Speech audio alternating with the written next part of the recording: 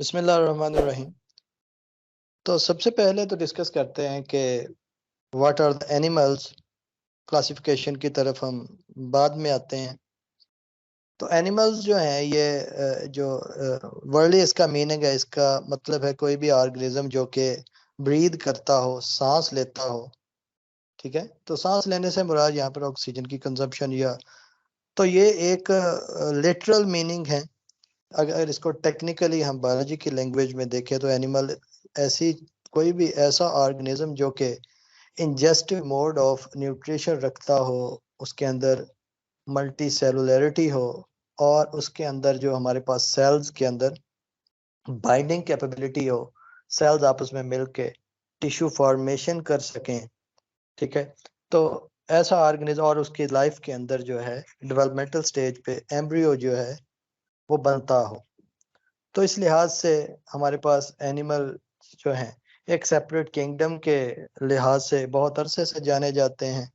ये ग्रीक्स के दौर से ही इन्हें प्लांट से सेपरेटली ट्रीट किया गया। मॉडर्न रिसर्च जो है वो बहरहाल इसके बारे में और भी बहुत सारी चीज़ें कहती है। तो अगर हम एनिमल क्लासिफिकेशन को बुनियाद को देखें तो एनिमल्स को क्लासिफाई जो है वो बहुत सी बुनियादों पे किया जाता है, जिसके अंदर सबसे बुनियादी जो चीज़ हमारे पास है वो हमारे पास है इसके अंदर इसकी सेलुलर ऑर्गेनाइजेशन के बाद जो बेसिक जर्म लेयर्स बनती हैं एनिमल्स के अंदर, उसके लिहाज से हम एनिमल्स को सेवरल ग्रुप्स के अंदर इंशाल्लाह आगे हम उन ग्रुप्स को डिटेल में डिस्कस भी करेंगे, उनको डिवाइड करते हैं। उसके बाद उन जर्मिनल लेयर्स का जो फेट होता है, मुस्तकबिल होता है, उसके हिसाब से भी हम एनिमल्स को फर्दर क्लासिफाई करते हैं।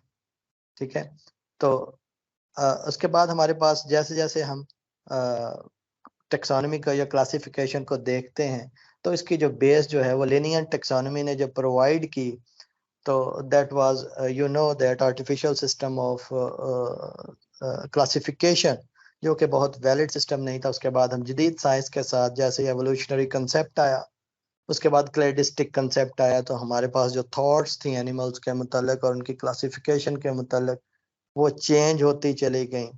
तो आज हम एनिमल्स को बहुत सारी और बेसिस के ऊपर भी क्लासिफाई करते हैं। हम मज़ीद एनिमल्स को निश के हिसाब से भी अब क्लासिफाई करते हैं। तो इस हिसाब से एनिमल्स को कहा जाता है कि इट इज़ मोर और लेस मोनोफाइलेटिक जो हमारे पास ग्रुप है। उसके अंदर हमारे पास जो बेस बनती है ये दो बड़े ग्रुप्स बनते हैं, इनवर्टिब्रेट्स एंड वर्टिब्रेट्स। और एक चीज़ आपको क्लियर करता चलूँ कि इनवर्टिब्रेट जो है ये कोई वैलिड कैटेगरी या टैक्सा नहीं है। ये एक अपनी आसानी के लिए एक बनाया गया एक वर्चुअल ग्रुप है जो कि हमारे पास टेक्सोनोमिक हायरार्की के अंदर इसका कहीं पर भी कोई पोजीशन मौजूद नहीं है। तो हम अब अपने बेसिक टॉपिक की तरफ आते हैं। सबसे पहले इनवर्टिब्रेट्स को डिस्कस करेंगे। The animals which lack the vertebrae, which lack the notochord, which lack the vertebral column, they are called invertebrates। तो हमारे पास सबसे ज्यादा जो डाइवर्सिटी है इस वक्त इनवर्टिब्रेट्स के अंदर ही पाई जाती है। उसके अंदर आर्थ्रोपोड्स जो हैं वो सबसे बड़ा हमारे पास जो ग्रुप है। आर्थ्रोपोड्स के अंदर भी जाए तो कोलियोप्टेरा या बीटल्स जो हैं वो फर्दर हमारे पास सबसे बड़ा डाइवर्स ग्रुप बनाती हैं। तो सबसे पहले हमारे पास देखते हैं कि हमारे पास अगर एनिमल किंगडम की बात की जाए तो अगर हम टू किंगडम सिस्टम को देखें तो उसके अंदर हमारे पास जो यूनिसेलुलर ऑर्गेनिजम्स थे उनको प्लांटी के साथ ही रखा गया। उसके बाद जैसे हम फाइव किंगडम सिस्टम तक आते हैं उसकी डिटेल में हम नहीं जाएंगे। तो प्रोटिस्टा को सबसे पहले हंस हैकेल ने सबसे पहले प्रपोज किया और सबसे पहले जो टर्म प्रोटोजोआ जो थी वो हमारे पास गोल्ड फर्स्ट ने सबसे पहले हमें दी। मगर गोल्ड फर्स्ट के अंदर एक सबसे बड़ा जो उसकी क्लासिफिकेशन स्कीम के अंदर इशू था कि उसने सिलेंट्रेट्स को, पोरिफेरा को, सबको ही इस असेंबलेज के अंदर रखा। साइबोर्ड ने सबसे पहले यूनिसेलुलर ऑर्गेनिजम्स को सेपरेट आउट किया बाकी के ग्रुप्स के साथ। तो सबसे पहले इसके अंदर जो मेजर क्वेश्चन हमारा हम चूंकि एग्जाम पॉइंट ऑफ व्यू से भी देख रहे हैं, साथ इंटरेस्ट पॉइंट ऑफ व्यू से भी देख रहे हैं, तो अगर हम देखें तो हमारे पास इसके अंदर जो साइटोलॉजिकल डिफरेंशिएशन है इसके अंदर वो नॉन हिस्टोलॉजिकल है। इसके अंदर टिश्यूज बनते नहीं है, सिर्फ सेल्स होते हैं, तो लिहाजा इसके अंदर प्रोटोप्लाज्मिक जो लेवल ऑफ ऑर्गेनाइजेशन है वो पाया जाता है। सेलुलर ऑर्गेनाइजेशन, इसके अंदर सेलुलर लेवल ऑफ ऑर्गेनाइजेशन अभी तक इन ऑर्गेनिजम्स ने अटेन नहीं किया। और अगर हम एवोल्यूशन की बात करें तो हमारे पास ये 1.5 मिलियन ईयर्स अगो जब हमारे पास यूकैरियोट्स की जो हमें ओरिजिन नजर आता है, वो भी हमारे पास सबसे पहले वो हमारे पास असल में प्रोटिस्ट ही थे, जो कि जमीन के ऊपर पहले यूकैरियोट्स की शक्ल में हमारे सामने आए, और जो थ्योरी इसको सपोर्ट करती है, दैट्स द एंडोसिम्बायोसिस, जिसके अंदर डॉक्टर मार्गुलस ने ये प्रेजेंट की, जो कहती है कि हमारे पास जो फोटोसिंथेटिक ऑर्गेनेल्स थे, या जो हमारे पास ऑक्सीडेटिव हमारे पास जो रेस्पिरेशन है, वो वाली ऑर्गेनेल्स जो थी, ये सेपरेटली दूसरे ऑर्गेनिजम्स को असल में प्रोटोबैक्टीरिया ने एनगल्फ किया था और रिटेन कर लिया। तो उन्हीं की ये हमारे पास वाकयात है। इसकी स्टडी को प्रोटिस्टोलॉजी कहा जाता है। ठीक है, तो हमारे पास अब तक प्रोटोजोलॉजी का जो फादर है ये हमारे पास लियोनहुक है। सबसे पहले इसी ने ही माइक्रोस्कोपी के जरिए इन ऑर्गेनिजम्स को हमारे पास डिस्कवर किया था। ये जो स्नैपशॉट साथ में मैंने ऐड किया है, ये असल में साइबोल्ड के पेपर में से है, जब सबसे पहले उसने इन ऑर्गेनिजम्स को डिफरेंशिएट आउट किया था बकिया ऑर्गेनिजम्स से। जी sir, next.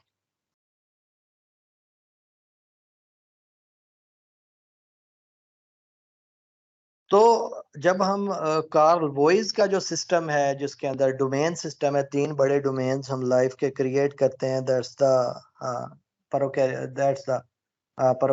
That's the archaea, and the other is eukarya. तो यूकैरियंस जो हैं ये फर्दर हमारे पास 6 बड़े सुपर ग्रुप्स बनाते हैं, जिसके अंदर सबसे पहला जो सुपर ग्रुप है, दैट्स द आर्कियोप्लास्टिडा, जिसके अंदर तमाम वो पिगमेंटेड ऑर्गेनिज्म जो हमारे पास हमारे स्फीयर के ऊपर, इस अर्थ के ऊपर मौजूद हैं, जो कि किसी ना किसी शक्ल में फोटोसिंथेसिस कर सकते हैं, चाहे वो एल्गी हैं, चाहे वो प्लांटी हैं, वो सारे के सारे इस असेंबलेज के अंदर आते हैं। उसके बाद हमारे पास ओपिस्टोकोंटा जो है, ये एक कॉन्ट्स है। अब कॉन्टा क्या होता है, थोड़ा सा आपको डिटेल में बता दूं। नंबर ऑफ फ्लैजेला और प्रेजेंस ऑफ फ्लैजेला को कॉन्टा के जरिए जाहिर किया जाता है। तो हमारे पास ऑर्गेनिज्म जो है वो बाइकॉन्ट्स, यूनिकॉन्ट्स पाए जाते हैं। यूनिकॉन्ट्स जो है वो सिंगल जो फ्लैजिलेटेड ऑर्गेनिजम्स हैं, उनको यूनिकॉन्ट्स कहा जाता है। और ओपिस्टो का मतलब होता है कि पोस्टीरियर साइड पे जिन ऑर्गेनिजम्स के अंदर फ्लैजिला इंसर्टेड हों, दीज आर द ओपिस्टोकोंटा। तो एनिमल्स और फंजाई जो हैं वो इस लिनिएज के अंदर आती हैं। ये 2 ग्रुप्स के अलावा हमारे पास बाकी के जो 4 ग्रुप्स बनते हैं, इनको सुपर ग्रुप्स कहा जाता है। हायरार्किक सिस्टम या टेक्सोनोमिक सिस्टम में इनका अभी कोई रैंक नहीं है, मगर मॉडर्न सिस्टम ऑफ क्लासिफिकेशन के हिसाब से ये वाले सिस्टम्स जो हैं, बाकी के जो 4 ग्रुप्स हैं, उन चारों के अंदर ही प्रोटोजोआस जो है ये बिखरे हुए हैं। उसकी सबसे बड़ी वजह जो हमारे पास फाइलम प्रोटोजोआ है, ये पॉलीफाइलेटिक है। मोनोफाइली इसके अंदर जो है ये साबित नहीं है, नंबर 1। नंबर 2, सिर्फ एक क्लेड हमारे पास प्रोटोजोआंस की जो है वह सिलियोफोरा, ये जो वो ऑर्गेनिज्म जिनके अंदर सीलिया पाए जाते हैं, वो एक सिंगल क्लेड बनाते हैं। बाकी के हमारे पास जो ऑर्गेनिजम्स हैं, जो जिनके अंदर सूडोपोडिया है या फ्लैजेला है, तो वो वाले ऑर्गेनिजम्स जो हैं ये मल्टीपल टाइम्स जो हैं ये हिस्ट्री के अंदर इवॉल्व हुए हैं, सेपरेटली इवॉल्व हुए हैं, अंडर डिफरेंट सिलेक्शन प्रेशर्स जो हैं वो इवॉल्व हुए हैं। लिहाजा उनको हम एक क्लेड के अंदर बंद नहीं रख सकते। लिहाजा जो क्लासिकल सिस्टम ऑफ क्लासिफिकेशन था वो बेस करता था लोकोमोटरी ऑर्गन्स पे, मगर वो सिस्टम जो है वो मॉलिक्यूलर बुनियादों पर अब साबित शुदा नहीं है। तो हम बाकी के जो ग्रुप्स उनके अंदर अमीबोजोआ हैं, जिनके अंदर मेजरली नाम से जाहिर है मॉडर्न अमीबाज आते हैं। राइजेरिया इनके अंदर हमारे पास टेस्ट बेयरिंग ऑर्गेनिज्म है, जिनके ऊपर खोल पाया जाएगा। क्रोमेलिबेटा है, इनके अंदर हमारे पास एल्वियोलाई नाम से एक सेल मेम्ब्रेन के नीचे एक हमारे पास माइक्रोट्यूब्यूल्स की एक लेयर पाई जाएगी। और एक्सकेवेटा है, इनके बारे में भी हम डिटेल के अंदर आगे चल के देखते हैं। जी सर, नेक्स्ट। तो ये हमारे पास एक जो मेजर क्लेड्स हैं, अब तक जो वैलिड क्लेड्स हैं, जो मॉलिक्यूलर बुनियाद पर साबित शुदा हैं, जिनके अंदर आप देख सकते हैं कि जो यूकैरिया है वो फर्दर हमारे पास सेवरल मेजर ग्रुप्स के अंदर हम उसको डिवाइड कर रहे हैं, जिनके अंदर एविलेटा और राइजेरिया जो है ये हमारे पास बना रहे हैं। प्रोटोजोआंस, इससे पीछे जो ग्रुप्स हैं वो भी प्रोटोजोआंस बना रहे हैं। इससे हायर जो हमारे पास क्लेड्स हैं वो हमारे पास प्लांट्स और एनिमल्स को बना रही हैं, लिहाजा वो अभी हमारी अंडर डिस्कशन नहीं आएगी। अभी हम सिर्फ अपने आप को प्रोटोजोआ तक लिमिटिफाई रखेंगे। जी सर, नेक्स्ट।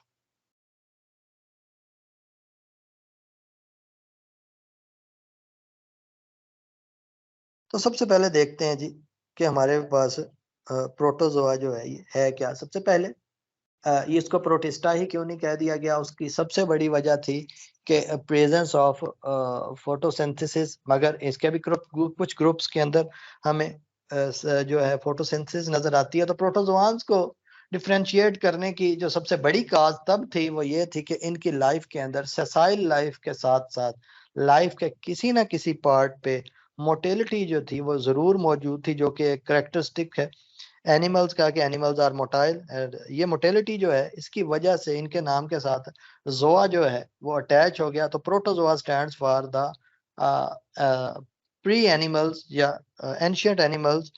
तो सबसे पहले ये ऑर्गेनोट्रॉफिक जो है ये और हेट्रोट्रॉफिक हमारे पास मोड ऑफ न्यूट्रिशन रखते हैं। उसके बाद इनके अंदर काइटन या कोलेजन जो है इनके वाल्स के अंदर नहीं मौजूद होती। पेलिकल एक मखसूस चीज है जो कि इनकी सेल मेम्ब्रेन को स्ट्रेंथन करती है, इनको शेप प्रोवाइड करती है, डी शेप होने नहीं देती। सारे ग्रुप्स में नहीं पाई जाती, कुछ ग्रुप्स के अंदर इसकी एग्जिस्टेंस होगी, कुछ ग्रुप्स के अंदर हमें इसकी एग्जिस्टेंस नहीं मिलेगी। इनके अंदर ज्यादातर ऑर्गेनिज्म के अंदर साइटोप्लाज्म जो है ये 2 फेजेस के अंदर पाया जाता है। ये फेजेस इंटरचेंजेबल हैं।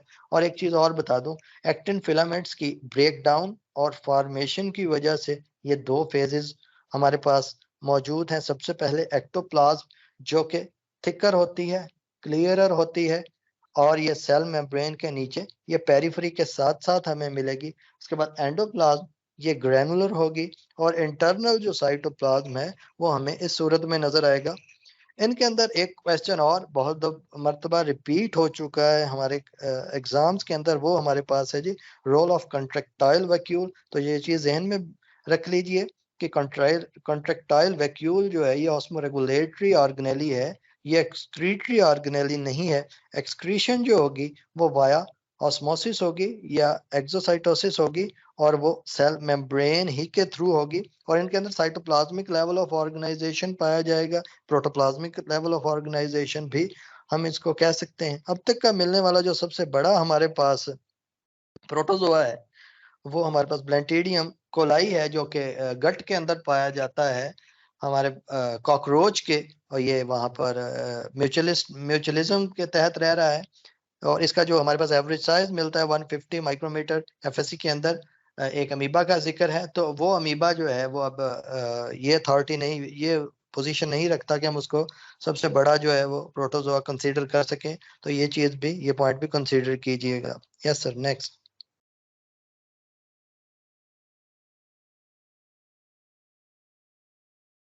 हम इसकी कुछ लाइफ करेक्टरिस्टिक्स के बारे में देख रहे हैं। तो इसके अंदर सबसे पहले हम देखते हैं कि इनके अंदर रिप्रोडक्शन ज्यादातर इनके अंदर एसेक्सुअल फॉर्म के अंदर पाई जाती है। और एसेक्सुअल फॉर्म के अंदर जो वैलिड हमारे पास टाइप ऑफ रिप्रोडक्शन है वो हमारे पास इनके अंदर ए माइटोसिस है। बाइनरी फिशन भी इसको कह सकते हैं। अब ए माइटोसिस और माइटोसिस का सबसे बड़ा जो डिफरेंस है वो हमारे पास है न्यूक्लियस का डिस्पर्शन। इनके अंदर जो न्यूक्लियस है वो इंटैक्ट रहता है, न्यूक्लियस अलहदा से बाइफरकेट होता है। और साइटोकाइनेसिस जो है ये फॉलो करती है हमारे पास कैरियोकाइनेसिस के। मगर कभी भी न्यूक्लियस जो है ये इसकी जो मेम्ब्रेन है ये कभी भी खत्म नहीं होती। जो इनके अंदर माइक्रोट्यूब्यूल्स बनेंगी वो भी हमारे पास न्यूक्लियर इंटैक्ट रहते हुए बनेगी। तो ये एक बहुत बड़ा डिफरेंस है। और इनके अंदर जो बाइनरी फिशन है ये दोनों तरह से पाई जाएगी, लॉन्गिट्यूडनल भी हमें मिलेगी, ट्रांसवर्स भी मिलेगी। बाज़ औक़ात एक ही स्पीशी के दो ऑर्गन, एक ही स्पीशी के अंदर ये दोनों टाइप्स ऑफ हमें बाइनरी फिशन मिलेंगी। दूसरा इनके अंदर जो तरीका है ये शिज़ोगोनी है, जिसको हम मल्टीपल फिशन भी कह सकते हैं। मल्टीपल फिशन के अंदर ये ज्यादातर under the condition of stress हमें मिलेगी, जिसके अंदर कोई ना कोई अगर आदमी अगर कोई शख्स अगर कोई पैरासाइट हमारे पास हमारे जिस्म में रह रहा है, इनहिबिट कर रहा है, कोई बंदा कोई मेडिसिन ले रहा है, तो पैरासाइट जैसे अंडर स्ट्रेस जाएगा, ये हमारे पास पहले एंसिस्टिंग करेगा, अपने गिर सिस्ट क्रिएट करेगा, मल्टीपल फिशन करेगा। जैसे ही इसको मौका मिलेगा, ये जो है ये बहुत सारे ऑर्गेनिज्म जो हैं वो उससे इवॉल्व होंगे। एक और टाइप यहाँ पर मैं कोट करना भूल गया, वो प्लास्टोटोमी है, इनके अंदर पाई जाती। प्लास्टोटोमी क्या है? प्लास्टोटोमी के अंदर न्यूक्लियस फर्दर नंबर के अंदर इंक्रीज नहीं होते, बल्कि जितने न्यूक्लियस मौजूद होते हैं सबके इर्द गिर्द अलग अलग मेम्ब्रेन बनती चली जाती है। जब ऑर्गेनिज्म सेपरेट आउट हो जाते हैं तो उसके बाद न्यूक्लियस डिवाइड होके अपने नंबर्स ऑर्गेनिज्म में पूरे कर लेते हैं। जी सर। उसके बाद हमारे पास जो गैमेटोजेनेसिस है, ये वाया माइटोसिस होती है, मगर जो पैरामीशिया है, ये हमारे पास जो सिलिएट्स हैं उनके अंदर ये एक डिफरेंट काइंड ऑफ उनके अंदर मियोसिस पाई जाती है। बाकियों के अंदर माइटोसिस के जरिए ही जो हमारे पास गैमेटोजेनेसिस होगी और ऑर्गेनिज्म जो है ये अमूमन हैप्लॉइड होंगे। सिर्फ जाइगोट फॉर्म ऐसी फॉर्म होगी जिसके अंदर डिप्लॉइड फेज हमें देखने को मिलेगी। Yes sir, next.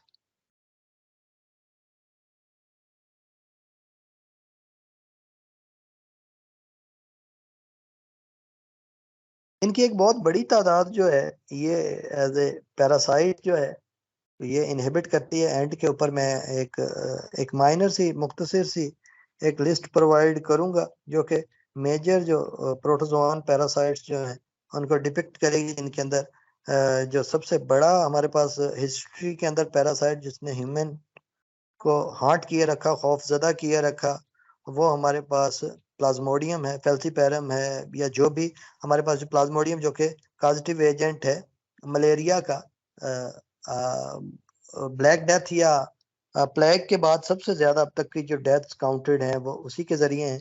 इसके अलावा हमें प्रोटोजोआ जो है ये म्यूचुअलिस्टिक फॉर्म के अंदर भी मिलेंगे, जैसे ट्राइकोनिम्फा जो है ये टर्माइट्स के अंदर, गट के अंदर पाया जाता है। और एक और इंटरेस्टिंग बात भी बता दूं कि ट्राइकोनिम्फा जो है ये वर्कर कास्ट के अंदर पाया जाता है, क्योंकि वर्कर कास्ट ने ही फर्दर वर्क करना होता है टर्माइट्स के अंदर। तो वर्कर कास्ट को आइडेंटिफाई करना जो है ये टेक्सोनोमिस्ट के लिए एक खासा मुश्किल काम होता है, क्योंकि इसके अंदर जो टेक्सोनोमिक करेक्टर्स होते हैं वो एब्सेंट होते हैं। तो इनके अंदर हर स्पीशी के अंदर सेपरेट हमारे पास सिम्बायोटिक प्रोटोजोआ पाया जाएगा। तो उस सिम्बायोटिक प्रोटोजोआ की बुनियाद पे भी टर्माइट्स को जो है ये क्लासिफाई किया जाता है। इसके अलावा हमें ये कोमेंसलिज्म के फॉर्म के अंदर भी मिलेंगे। ये आप लोग इसको एक्सप्लोर आउट फर्दर कीजिएगा कि कौन कौन सी वैरायटीज जो है ये हमें इन फॉर्म्स के अंदर मिल सकती हैं। Yes sir, next.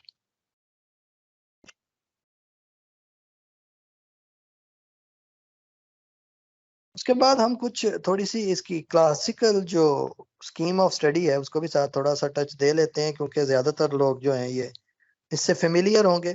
तो सबसे जो पहला जो बेसिक ग्रुप है दैट्स सार्कोडीना, जिसको स्यूडोपोडिया की बुनियाद पे हम क्लासिफाई करते हैं। दूसरा हमारे पास सिलियोफोरा है, नाम से जाहिर है ये इसके अंदर जो लोकोमोटरी ऑर्गन है ये सीलिया है। फिर सार्को मस्टिकोफोरा, इसके अंदर फ्लैजिलेटेड हमारे पास ऑर्गेनिजम्स आएंगे। और एपिकोप्लेक्सा जो है ये आमतौर पर सिसाइल होते हैं, मोटाइल नहीं होते। प्लाज्मोडियम की कुछ वैरायटीज जो है ये फ्लेक्सिस के जरिए हरकत कर सकती हैं, मगर इनके अंदर बाकायदा तौर पर मूवमेंट का कोई ऑर्गन या ऑर्गेनेली मौजूद नहीं है। Yes sir, next.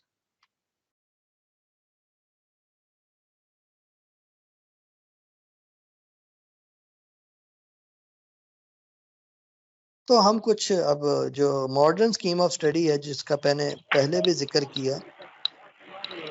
जी ये माइक अपना बंद कर दें। तो मॉडर्न जो स्कीम ऑफ स्टडी है इसको देख रहे हैं, तो इसके अंदर मैंने कहा था कि 6 जो बड़े ग्रुप्स हैं उनके अंदर जो 4 मेजर ग्रुप्स जो हैं ये हमारे पास रिप्रेजेंट कर रहे हैं प्रोटोजोआ को। उनके अंदर अमीबोजोआ, एक्सकेवेटा, एल्वियोलेटा और राइजेरिया जो हैं ये मेजर हमारे पास ग्रुप्स हैं। इनको सुपर ग्रुप्स का नाम दिया जाता है, इनका रैंक डिफाइन नहीं है, तो इनकी बुनियाद पे हम डिवाइड करते हैं। Yes sir, next.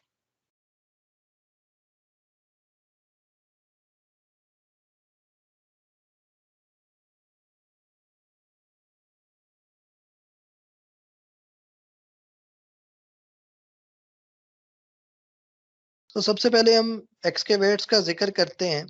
तो एक्सकेवेट जो है इसका सबसे बड़ा जो करेक्टर है इनके अंदर, बॉडी के अंदर जो साइटोसिस है, जो इनकी जो साइटोफेगी, उसके लिए एक ग्रूव पाया जाता है। ज्यादातर ये फ्री लिविंग है, कुछ इनकी पैरासिटिक फॉर्म और कुछ ह्यूमन की पैरासिटिक फॉर्म भी इनके अंदर पाई जाती हैं। इनके अंदर सबसे बड़ा जो करेक्टर है, इनके अंदर जो माइटोकॉन्ड्रिया जो है ये मॉडिफाइड है। इनके अंदर दो तरह के माइटोकॉन्ड्रिया हमें मिलेंगे। एक इनके अंदर मिलेगा मेटिसोम्स और एक इनके अंदर मिलेगा हाइड्रोजिनोसोम्स। तो ये इन दोनों के अंदर हमारे पास ये एनारोबिक रेस्पिरेशन जो है ये उसके जरिए जिंदा रहते हैं। इनका जो माइटोकॉन्ड्रिया जो है ये मॉडिफाइड है और हो सकता है कि ये बिल्कुल बेसल लाइन बनाते हों हमारे मॉडर्न प्रोटोजोआन्स की। तो इनके अंदर अभी प्रॉपरली माइटोकॉन्ड्रिया जो है ये डेवलप नहीं है। इनके अंदर फ्लैजेला मल्टीपल पाए जा सकते हैं। Yes sir, next.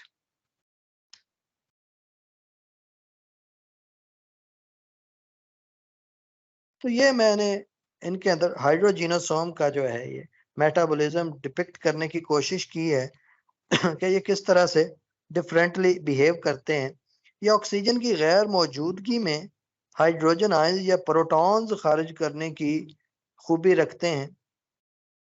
तो इनका जो हमारे पास हाइड्रोजिनोसोम है, इसके अंदर जो मोड ऑफ रिएक्शंस हैं वो बिल्कुल डिफरेंट है हमारे माइटोकॉन्ड्रिया से। हमारा माइटोकॉन्ड्रिया जो है वो एटीपी डिफरेंट अंदाज में ओरिजिनेट करता है।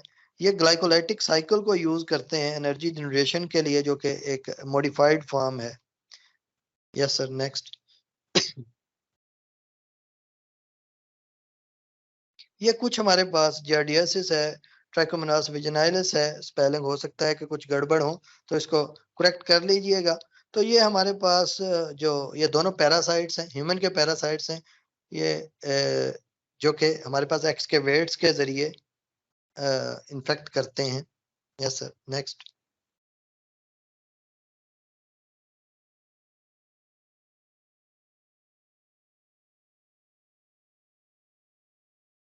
उसके बाद हमारा ये काफी फेमिलियर ग्रुप है, दैट्स द यूग्लेनोजोआ। ये हमारे पास बाई मॉडल इनके अंदर मोड ऑफ न्यूट्रिशन देखने को मिलता है, सबके अंदर नहीं, सिर्फ कुछ ग्रुप्स के अंदर। इनके अंदर हमें एट अ टाइम क्लोरोप्लास्ट भी मिलेगा और क्लोरोप्लास्ट के अंदर क्लोरोफिल ए भी मिलेगा, बाकी क्लोरोफिल की टाइप्स भी साथ मौजूद होंगी। साथ इनके अंदर जो सबसे करेक्टरिस्टिक इनका जो इनको जो डिफ्रेंशिएट करता है चीज, वो इनके अंदर है जी फ्लैजेला की मौजूदगी। तो इनको फाइटो फ्लैजिलेटेड हमारे पास ऑर्गेनिजम्स भी कहा जाता है, क्योंकि ये हमारे पास एट अ टाइम फाइटो भी हैं, ये ग्रीनिश भी हैं, ये फोटोसिंथेसिस भी कर सकते हैं। कुछ इनके अंदर जो फ्लैजिलेटेड भी हैं, जो कि पैरासिटिक फॉर्म्स हैं, काफी सीवियर जो है ह्यूमंस के अंदर इन्फेक्शंस काज कर सकती हैं। इनका फ्लैजेला बाकी ऑर्गेनिज्म से इस लिहाज से मुख्तलिफ है कि इनके अंदर जो काइनेटोसोम है वो इम्पेयर्ड फॉर्म मौजूद है। काइनेटोसोम क्या है? काइनेटोसोम को बेसल बॉडी भी कहा जाता है। ये वो पार्ट है जहां पर किसी भी ऑर्गेनिज्म का जो फ्लैजेला है ये इंसर्टेड होता है। और एक और चीज जो है ये खास तौर पर जहन में रखनी है, प्रोकैरियोट्स और यूकैरियोट्स के फ्लैजेला जो है ये ड्रास्टिकली डिफरेंट स्ट्रक्चर्स हैं। अगर मैं अगली स्लाइड के अंदर जिक्र भी करूंगा, तो हमारे पास जो प्रोकैरियोट्स के जो फ्लैजेला हैं ये हॉलो नहीं होते, उनके ऊपर शीथ मौजूद नहीं होती, उनकी प्रोटीन नेचर डिफरेंट होती है, उनकी इंसर्शन जो है सेल मेम्ब्रेन के अंदर वो डिफरेंट होती है, उनका जो हेलिकल स्विरलिंग है वो डिफरेंट होती है। जबकि जो यूकैरियोट्स के फ्लैजेला हैं इनके ऊपर सेल मेम्ब्रेन की बकायदा शीथ मौजूद होती है, इनके अंदर बकायदा काइनेटोसोम मौजूद होता है। और काइनेटोसोम क्या होता है? ये सेंट्रियोल ही की जैसी एक साख्त है जो कि बेस बना रही होती है। और ये भी बता दूं कि सिलिया और फ्लैजेला जो है स्ट्रक्चरली ऑलमोस्ट आइडेंटिकल स्ट्रक्चर्स हैं, सिर्फ इनके करेक्टरिस्टिक जो मूवमेंट है वो एक दूसरे से डिफरेंट है। इसके अलावा इनके अंदर स्पेशलाइज्ड क्रिस्टलाइन रॉड पाया जाता है इनके फ्लैजेला के अंदर। इनके अंदर पायरेनाइड एग्जिस्ट करता है, फाइटो जो हमारे पास फ्लैजिलेट्स हैं। पायरेनाइड का फंक्शन ये स्टोरेज बॉडी है, ये स्टार्च और दूसरी चीजों को स्टोर करने के अंदर ये हेल्प करता है। इनके अंदर स्टिग्मा पाया जाता है, चूंकि ये फोटोसिंथेटिक हैं, लिहाजा इनके अंदर फोटोट्रोपिज्म भी पाया जाता है, मगर ज्यादा तेज रोशनी को सहारने के लिए इनके अंदर एक पिगमेंटेड बॉडी होती है जो काइनेटोसोम के करीब मौजूद होती है, जिसको स्टिग्मा कहते हैं। वो इनको तेज रोशनी से बचाए रखती है। इनके अंदर मेजर जो ह्यूमन पैरासाइट है उनके अंदर जो सबसे अहम है वो है ट्राइपैनोसोमा। ट्राइपैनोसोमा जो है उसकी आगे बहुत ज्यादा स्पीशीज हैं जो कि एनिमल फ्लॉक्स के अंदर और ह्यूमन दोनों को इन्फेक्ट कर सकती है, और बहुत जूनोसिस का प्रोसेस भी शो करती है, जिसके अंदर एनिमल पैरासाइट जो है ये ह्यूमन को भी इन्फेक्ट कर सकता है, जिसके अंदर ट्राइपैनोसोमा ब्रूसाई गैम्बियंसिस और ट्राइपैनोसोमा ब्रूसाई रोडेंसिस जो है ये दोनों ह्यूमन स्लीपिंग सिकनेस काज करती हैं। ज्यादातर ये हमारे पास ब्रेन को इन्फेक्ट कर रही होती हैं। इसके अलावा जो ट्राइपैनोसोमा इवेंसाई है ये एनिमल्स को इन्फेक्ट करता है। चागास डिजीज भी काज करता है। तो बहुत सारी बीमारियां जो हैं ये इनके जरिए काज होती हैं। Next sir.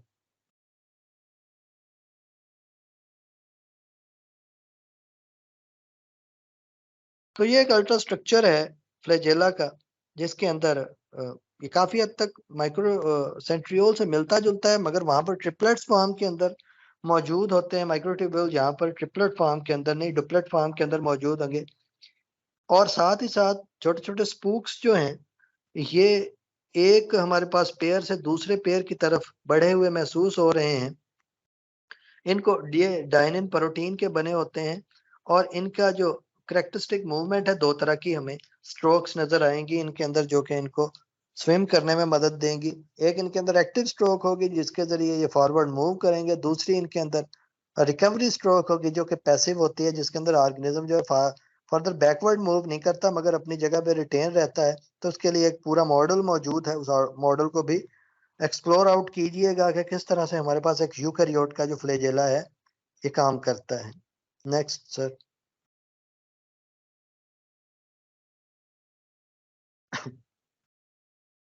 उसके बाद अमीबोजोआ नाम से जाहिर है ये मेजर हमारे पास जो अमीबाज हैं इसके अंदर पैरासिटिक फॉर्म्स भी मौजूद हैं, इसके अंदर फ्री लिविंग फॉर्म्स भी मौजूद हैं। तो सबसे अहम जो चीज अमीबा की है वो स्यूडोपोडिया है। नाम से जाहिर है pseudo stands for false and podia stands for foot. तो दे है फॉल्स फुट। अब ये फुट किस चीज के बनते हैं, इसकी असल में इनकी सेल मेम्ब्रेन जिनको प्लाज्मोलीमा भी कहते हैं, उसकी एक्सटेंशन जो है वही इनको करेक्टरिस्टिक मूवमेंट प्रोवाइड करती है। अब इनके अंदर बहुत सारी तरह के हमें सोडोपोडिया मिलेंगे, जिसका सबसे जो कॉमन मोस्ट है जो एंटामीबा हिस्टोलोटिका के अंदर भी हमें मिलता है वो है लोबोपोडिया। लोबोपोडिया पोडिया कैसे बनता है, इसकी सेवरल थ्योरीज मौजूद हैं, उनको भी एक्सप्लोर आउट करें, जिनके अंदर फाउंटेन जोन थ्योरी जो है ये सब ने किसी ना किसी हद तक पढ़ी होगी, जिसके अंदर एक हाई लाइन कैप बनती है। उस कैप के अंदर जो जो एक्टोप्लाज्म है वो बैकवर्ड मूव करता है। बैकवर्ड मूव करने के बाद वो एंडोप्लाज्म में कन्वर्ट होता है। एंडोप्लाज्म फॉरवर्ड एक प्रेशर जनरेट करता है। सोल और जेल की जो कन्वर्जन है वो ऑर्गेनिज्म को मूव करने में मदद देती है। फिर इनके अंदर फिलोपोडिया है। फिलोपोडिया जो है ये एक नैरो एक्सटेंशन होती है बॉडी की, मगर इसके अंदर सिर्फ एक्टोप्लाज्म जो है ये फॉरवर्डली एक्सटेंड होगा, बॉडी का बाकी कोई पार्ट भी एक्सटेंड नहीं होता। एक्टिनोपोडिया इसके अंदर एक्टिन फिलामेंट जो है इसके जरिए एक पोर्शन एक्सटेंड आउट होता है।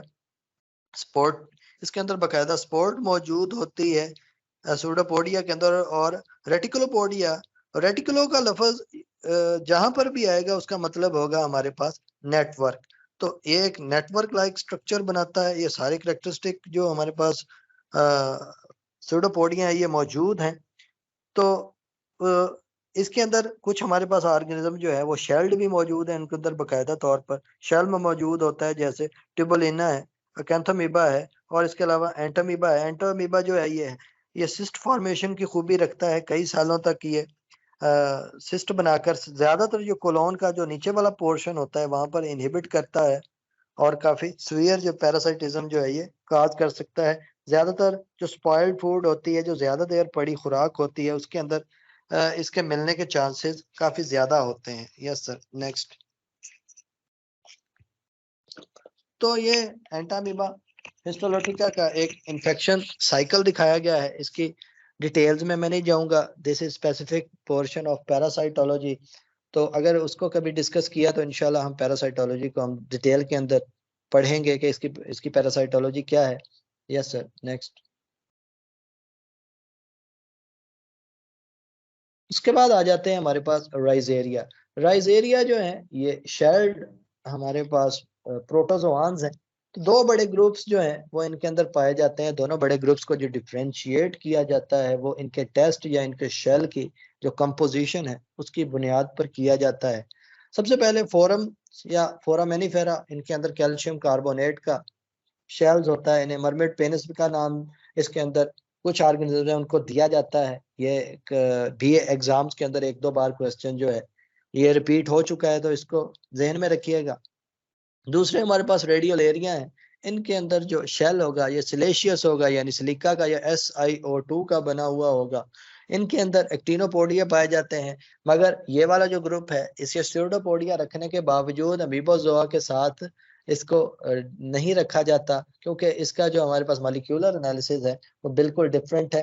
ये जो है ये एक सेपरेट लीनिएज बनाता है पूरी। Yes sir, next.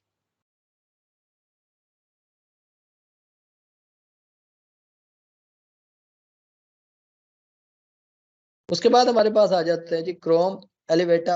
ये बहुत सारे ऑर्गेनिज्म इस ग्रुप के एल्गी के अंदर भी पाए जाते हैं। प्रोटोजोआन्स के अंदर इसका सिर्फ एक ग्रुप पाया जाता है जिसको एल्वियोलेटा कहते हैं। इसके अंदर तीन फर्दर हमारे पास फाइला मौजूद होंगे, डायनोफ्लैजिलेट्स, एपिकोम्प्लेक्सा एंड सिलियोफोरा। सबसे पहले डायनोफ्लैजिलेट्स जो है ये इनके ऊपर दो कवरिंग्स मौजूद होती है जिन्हें शायद थीका कहा जाता है, एपिथीका एंड हाइपोथीका। दोनों डिफरेंट साइज की होती हैं। तो उसके अलावा इनकी जो सबसे करेक्टरिस्टिक चीज है वो है एल्वेलाई की मौजूदगी। स्पेसिफिक इनके अंदर एक्टिन फिलामेंट्स होते हैं जो कि इनकी मेम्ब्रेन के नीचे मौजूद होते हैं, जो कि मेम्ब्रेन को सपोर्ट कर रहे होते हैं। इनके अंदर डायनोफ्लैजिलेट्स हैं, ये फोटोसिंथेटिक हैं, ये ब्लूमिंग काज करते हैं बहुत स्पीड से पानी के अंदर। ये अपनी पॉपुलेशन को बढ़ाएंगे। रेड टाइड भी शायद काज करते हैं, ये सर क्लियर करेंगे। शायद रेड टाइड क्लेमाइडोमोनास की वजह से होती है, वो मेरा स्पेसिफिक सब्जेक्ट नहीं है। अच्छा, उसके अलावा हमारे पास जो एपिकॉम्प्लेक्सा है ये पैरासिटिक हमारे पास ग्रुप है। इसके अंदर भी एक degenerated form of pigmented body मौजूद है जो जिसको एपिकॉम्प्लेक्स कहते हैं। इसी के वजह से इसे एपिकॉम्प्लेक्सा कहते हैं। प्लाज्मोडियम इसी के ग्रुप से ताल्लुक रखता है जो मलेरिया का पैरासाइट है। ये एरिथ्रोसाइट के अंदर पेनिट्रेशन करता है। उसके अंदर जो ट्रोफिक स्टेज है इसकी वही होती है, वहीं पे ये खाना पीना करता है, वहीं पे अपनी पॉपुलेशन बढ़ाता है और उसके बाद ये फर्दर एरिथ्रोसाइट्स पे अटैक करता है, तो ये मलेरिया काज करता है। उसके अलावा तीसरा बड़ा ग्रुप जो है ये सिलिएट्स हैं, जिनको पहले सिलियोफोरा के अंदर रखा गया था। सिलिएट्स नाम से जाहिर है ये सिलिया के जरिए मूव करते हैं। और ये एक चीज और बता दूं, शायद एग्जाम्स के अंदर कहीं पूछ लिया जाए, सिलिया और फ्लैजेला को कंबाइनली अंडुलिपोडिया कहा जाता है, क्योंकि ये अंडुलेशंस के जरिए मूव करते हैं, लिहाजा इनके लिए कंबाइंड टर्म जो यूज की जाती है वो अंडुलिपोडिया है। और एक और जो करेक्टरिस्टिक चीज है सिलियोफोरा के अंदर खास तौर पर वो है इनके अंदर जो न्यूक्लियाई हैं वो एक से ज्यादा मौजूद होते हैं। माइक्रो एंड मैक्रो दोनों के फंक्शंस को एक्सप्लोर आउट कीजिएगा। उसके अलावा इनके अंदर ट्राइकोसिस्ट मौजूद होता है। शायद स्पेलिंग मुझसे कुछ गलत हो गए हैं, सर से दरखास्त है इस स्पेलिंग को ठीक कर दें। These are the trichocysts. ये डिफेंस बॉडीज हैं, पैरामीशियम के अंदर खास तौर पर पाई जाती हैं। और पैरामीशियम्स जो हैं ये इवन डिफरेंट स्पीशीज के अगर एक दूसरे के आमने सामने आ जाए तो बाकायदा तौर पर ट्राइकोसिस्ट के जरिए ये एक दूसरे के साथ पूरी वार भी लड़ सकते हैं। इसके अलावा ये कुछ दूसरे ऑर्गेनिजम्स को प्रीडेशन के लिए भी ट्राइकोसिस्ट को यूज करते हैं। ये हार्पून लाइक स्ट्रक्चर्स होते हैं जो इनकी सेल मेम्ब्रेन से नीचे मौजूद होते हैं। इनकी फायरिंग जो है ये ट्रिगर्ड होती है, स्टिमुलाई को परसीव कर सकते हैं, उसके हिसाब से ट्राइकोसिस्ट को फायर कर सकते हैं। तो इसको एक डिटेल के अंदर भी जरूर पढ़िएगा। Yes sir, next. ये प्लाज्मोडियम का लाइफ साइकिल है, पैरासाइटोलॉजी की एक स्पेसिफिसिटी। हमारी बॉडी के अंदर ये मीरोजाइट्स की शक्ल में इन्वेड करते हैं। मीरोजाइट्स जो हैं ये जब एरिथ्रोसाइट में जाते हैं तो ट्रोफोसाइट बनाते हैं। ट्रोफोसाइट्स जो हैं उनमें से कुछ ऑर्गेनिज्म गैमेटोसाइट बनाते हैं, उनमें से फिर मैक्रोगैमेटोसाइट और माइक्रोगैमेटोसाइट दोनों जो है, जब मॉस्किटो जो है ये फीड करता है ह्यूमन पे तो दोनों उसके गट में चले जाते हैं। फर्टिलाइजेशन जो है ये मॉस्किटो के अंदर होती है। फर्टिलाइजेशन के बाद हमारे पास ये फर्दर जो बाकी स्टेजेस जो हैं, ये फिर जब इन्फेक्ट करता है ह्यूमन को तो ये फिर इंजेक्ट कर देता है। तो इसको डिटेल के अंदर इसके लाइफ हिस्ट्री को देख लीजिएगा।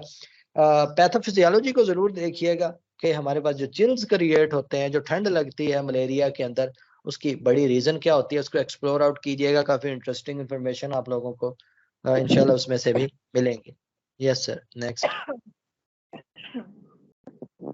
ये मेरे पास जो सिलियोफोरा है उसके कुछ लाइफ साइकिल, इसका लाइफ साइकिल काफी हद तक यूनिक है। इसके अंदर माइक्रो और मैक्रो न्यूक्लिया दोनों पाए जाते हैं। तो ये किस तरह से कंजुगेशन करता है, किस तरह से सेक्सुअल रिप्रोडक्शन करता है, ये एक इंटरेस्टिंग फिनोमिना है। इसको डिटेल के अंदर देखिएगा कि किस तरह ये दोनों ये मैक्रो न्यूक्लिया को डीजनरेट करके माइक्रो न्यूक्लिया को डिवाइड करते हैं, फिर अपने न्यूक्लिया को स्वैप करते हैं, फर्टिलाइजेशन होती है, फिर अपने न्यूक्लियाई के नंबर को कैसे रिटेन करते हैं और किस तरह से सेल्स फिर अपने नंबर को रिटेन करते हैं। तो इस चीज को डिटेल के अंदर जरूर देखिएगा कि पैरामीशिया जो है ये कॉन्जुगेशन कैसे करते हैं।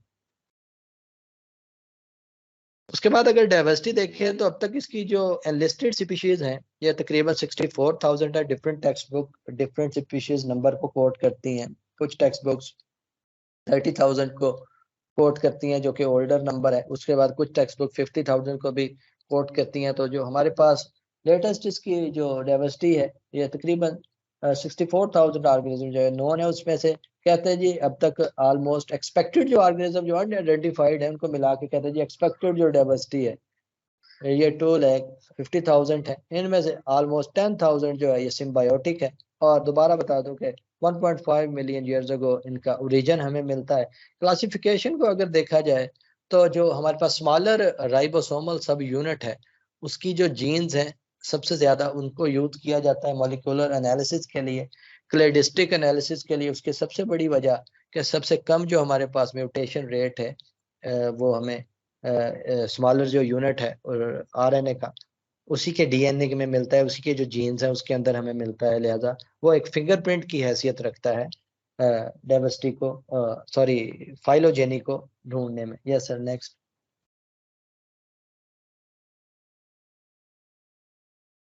अगर हम एवोल्यूशनरी लिंक्स देखें तो ये हमें एक मिडल पॉइंट प्रोवाइड करते हैं किस किस के दरमियान, both eukaryote multicellular organisms और on the other hand prokaryotes. So, हमारे पास तो कहता है प्रोटोजोआ है member resembling prokaryotes on one end metazoa on the other. Metazoa here stands for the members which are tissue bearing, जिनके अंदर tissue पाया जाता है। तो दोनों ग्रुप्स के साथ रिजेंबल रखने वाले ऑर्गेनिज्म इसके अंदर पाए जाते हैं। एक प्रोटिस्ट का ग्रुप है जिन्हें जैकोबिड्स कहा जाता है। उनके अंदर जो माइटोकॉन्ड्रिया है ये प्रोकैरियोट्स जैसा है, यानी ये अभी इनिशियल स्टेजेस पे अपनी एवोल्यूशन के ये प्रॉपरली उस हिसाब से इवॉल्व नहीं हुआ। और दूसरी हिसाब से क्वाइनोफ्लैजिलेट्स जो है ये कॉलोनियल हमारे पास फ्लैजिलेट्स जो हैं ये रिजेंबल करते हैं मेटाजोआन्स के साथ।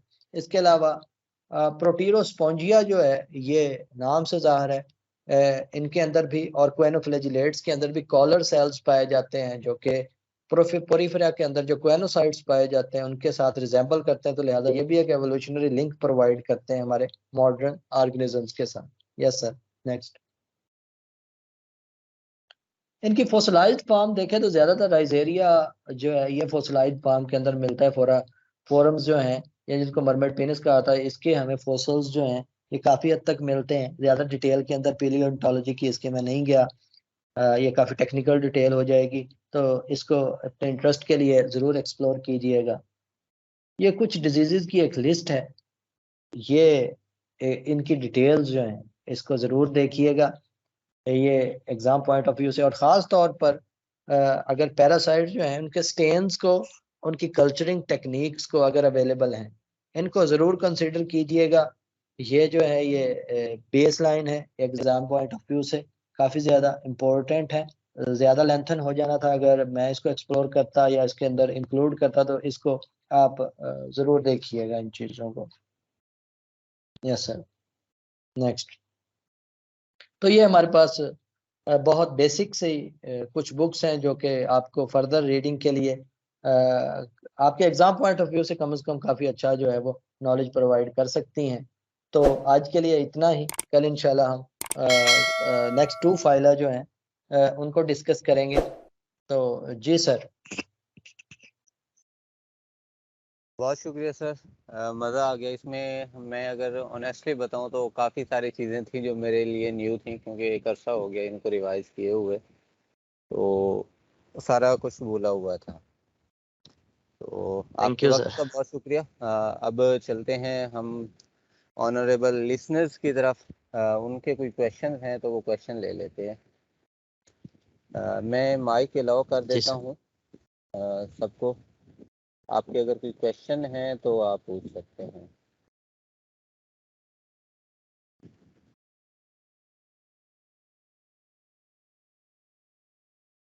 जी, मैंने माइक अलाउ कर दिए हैं। हैंड रेज करें जिसने जो क्वेश्चन पूछना है। अस्सलाम वालेकुम सर। वालेकुम जी अस्सलाम। वालेकुम सलाम।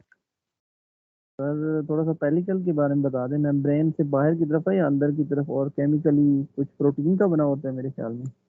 जी सर, ये प्रोटीनेशियस स्ट्रक्चर है सर, और आई थिंक सो ये अंदर की तरफ है। इसको फर्दर मैं कंफर्म कर लूंगा सर। इसको रिटन फॉर्म के अंदर ग्रुप में छोड़ दीजिएगा, इस पे डिस्कशन हम ले लेंगे। और जो बाइनरी विशन है, कहीं पे लॉन्गिट्यूडनल और कहीं पे ट्रांसवर्स है। मैंने कहीं पढ़ा था कि जो फ्लैजिलेटेड हैं उनमें लॉन्गिट्यूडनल है, बाकी सब जो हैं सिलिएटेड वगैरह उनके अंदर ट्रांसवर्स है। क्या इस तरह है?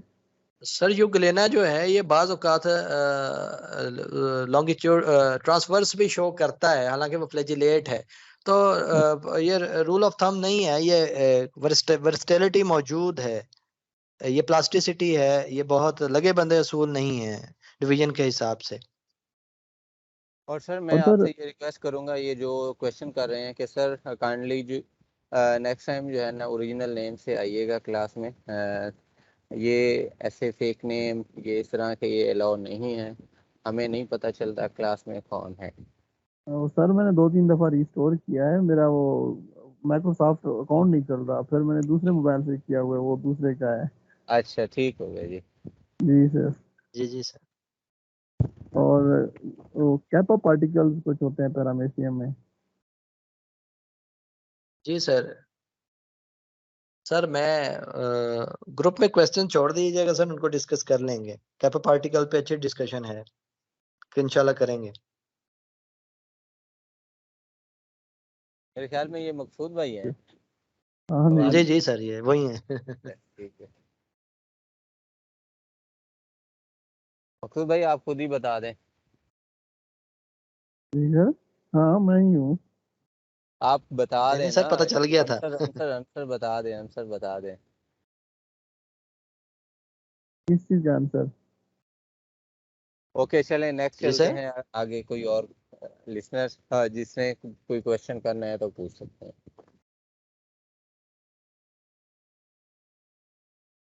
जी, कोई क्वेश्चन है तो। वालेकुम अस्सलाम। अस्सलाम वालेकुम सर। वालेकुम अस्सलाम। सर जी वालेकुम हेलो। सलाम। ये जो ज़ूलॉजी का जो ये वाला पोर्शन है ना, वो कभी भी मतलब तवज्जो से इतना नहीं किया, ना ही समझ आता है। मतलब बोटनी सब्जेक्ट है तो समझ भी नहीं आता। जी सर, ये जो प्लास्टोटोमी के बारे में पोर्शन आपने बताया था, ये थोड़ा बता दें। मजीद बता दें। प्लास्टोटोमी के बारे में आपने कुछ बताया था। जी, प्लास्टोटोमी के अंदर multiple number of nuclei organism के अंदर मौजूद होते हैं ऑलरेडी।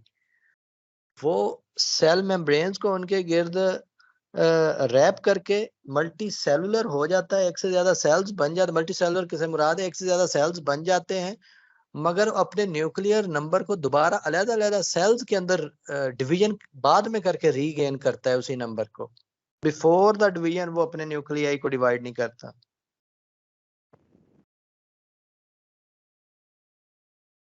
एक और क्वेश्चन भी आ रहा था मेरे ख्याल में एमएस प्रोटेनिस की तरफ से। जी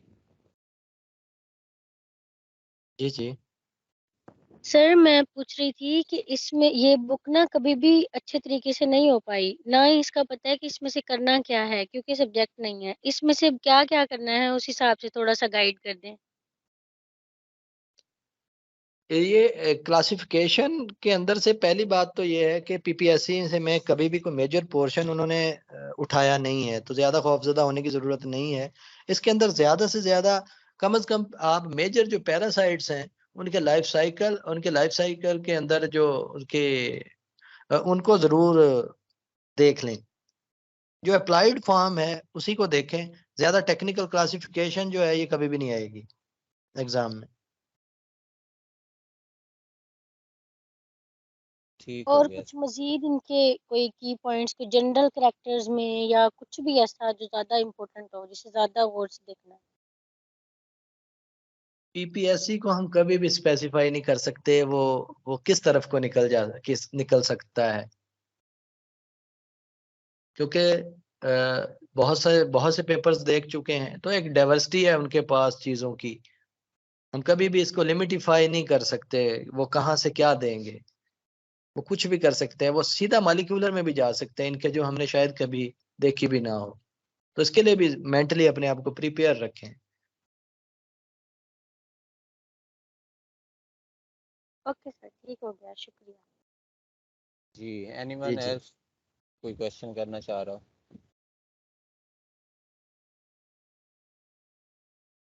ये एक मेंबर ने हैंड रेज किया हुआ है, आपका क्वेश्चन है कोई?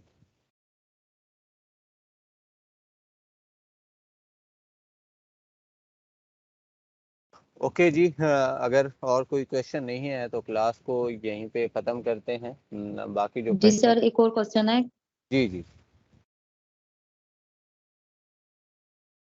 जी जी। ये क्वेश्चन है कि ये जो होती है लॉन्गिट्यूडिनल और ट्रांसवर्स डिवीजन होती है, ये कोई खास कंडीशन होती है या ये वैसे हो जाती है?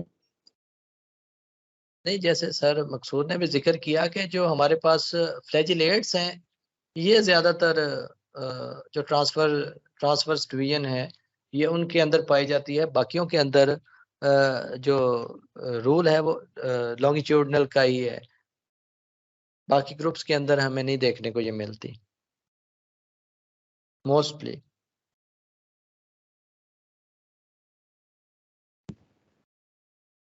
ठीक हो गया सर।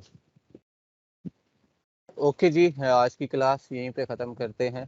बाकी जो फर्दर आपके क्वेश्चन हो वो आप ग्रुप में पुट कर दीजिएगा। मौज़म जी जी साहब, सर, आपका बहुत शुक्रिया, आपने टाइम निकाला। Thank you Allah sir. ताला आपको जज़ाए खैर दे।